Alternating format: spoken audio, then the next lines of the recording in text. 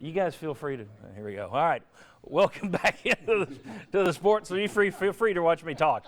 Benedict Construction brings you this segment. And here's the thing about Benedict Construction. They do a tremendous job of servicing the client in terms of coming out and watching the building process, checking in with you on a daily basis. It's really a one-on-one situation with Benedict Construction. Up next, how this season has impacted our views on Butch Jones, and we have all the tiebreakers. You know, you can have a six-way tie in the SEC East. Thanks to Twitter, I learned that, and I looked up the tiebreakers. We'll tell you how Tennessee can get to Atlanta. All that next. But first, I want to quickly talk to you about perspective, something we don't value much in the Twitter age. Everything is either a mountaintop or a deep valley, when in reality, the truth's usually somewhere in between. But I want you to take a look at a picture. Now, that thing is not very appealing, is it? I mean, when you're focused in so closely on one thing and don't look at the big picture, it's pretty bad. But when you back out a bit, hey, it's a strawberry. It looks pretty good. And what about this one? No, thank you. You zero in on that thing and it looks pretty nasty. But a lot of you start your day with those coffee beans and a cup of coffee. Not so bad in the big picture. And it's the same with a football team. We focus so much on one team that we know all of its imperfections, all of the flaws.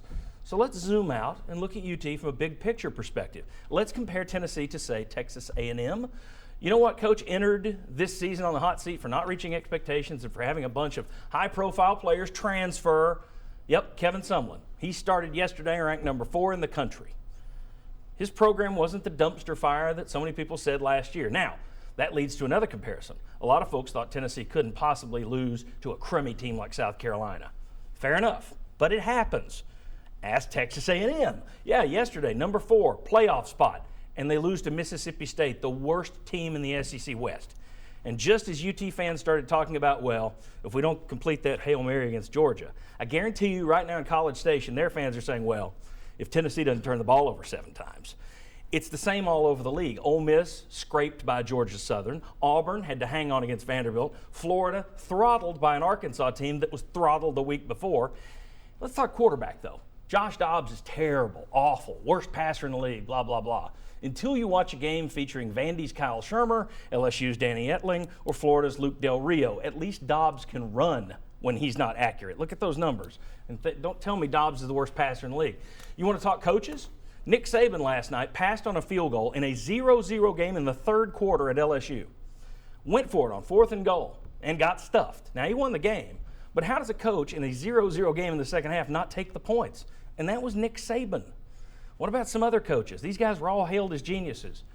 Gus Malzahn, Kevin Sumlin entered the season on a hot seat. How much of a genius is Brian Kelly at Notre Dame right now? Remember when everybody wanted him here?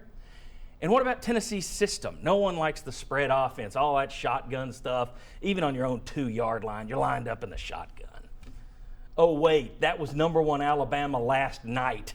3 straight plays from its own 2 in the shotgun.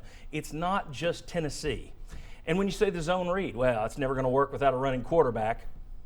Check out Auburn's offense with Sean White throwing the ball. He's no runner, but that offense works when he's throwing the ball. Point is, Tennessee may not be perfect. In fact, they're not. But they're not as bad as you think when you zoom out and take in the big picture.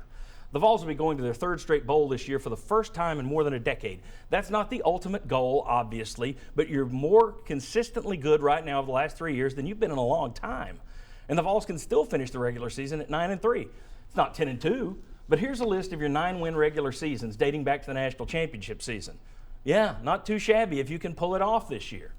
I'm not trying to spin anything, but I am saying you have to pay attention to other teams' issues and other problems around the league before you bark about Tennessee being the worst at everything. And that goes for fans and some in the media who showed their lack of perspective this week.